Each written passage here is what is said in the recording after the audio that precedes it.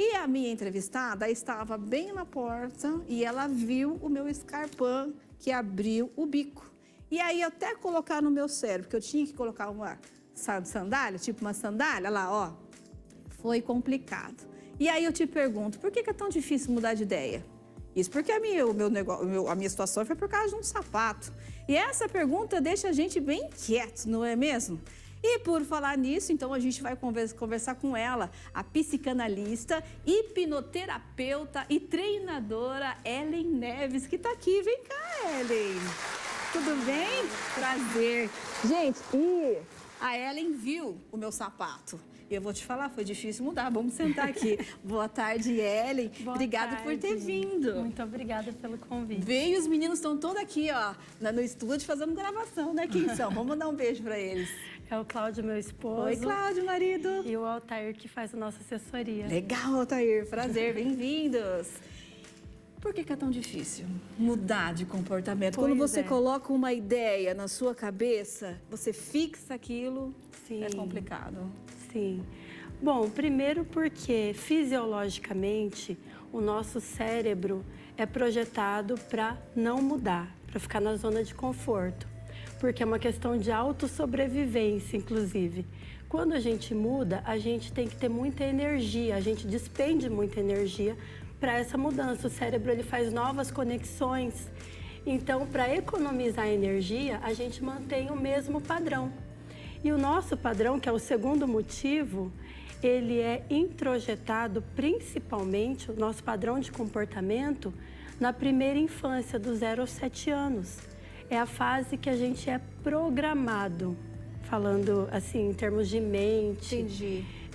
Com tudo que está no nosso entorno. A gente copia os comportamentos daquele ambiente, daquelas pessoas que fizeram parte do nosso processo de desenvolvimento. Por isso que essa idade, então, é muito importante para o desenvolvimento. Sim, exatamente, é muito importante.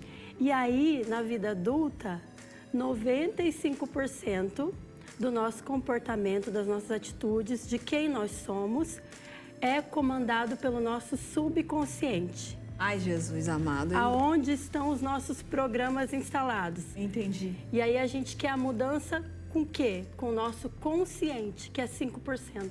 Então não adianta você mudar com o seu consciente. Exatamente. Tem que ser com o seu subconsciente. Exatamente. E como fazer isso, Ellen? Porque é complicado. Tem algumas técnicas. Inclusive, a hipnoterapia é uma técnica de mudança a nível subconsciente. Repetição também. Porque como que a gente aprende, né? A gente aprende em hipnoterapia por quê? Porque nessa fase dos 0 aos 7 anos, a gente vive um transe. Você pode ver que a criança, ela fica entre o mundo imaginário e a realidade. Os amigos imaginários. Exatamente, ela está num estado hipnótico. Por isso que ela tem essa capacidade de absorver tanto as sugestões para o nível subconsciente. Então, na hipnoterapia, a gente simula a fase da infância, onde a gente está baixando os programas. E aí você pode fazer as mudanças dos dados. Exatamente, reconfigurar ali o sistema. Entendi. Operacional. E você sabe que você estava conversando aqui, eu estava pensando o seguinte, gente, eu acho que é por isso que algumas pessoas também têm, Ellen, se eu estiver errado, você pode me corrigir, Sim. que algumas pessoas têm o medo, a insegurança de mudar. E eu vou dar algumas situações claras que é com relação a tanto feminicídio que acontece hoje em dia. O feminicídio acontece porque a mulher ela não consegue se desprender desse companheiro que é totalmente possessivo.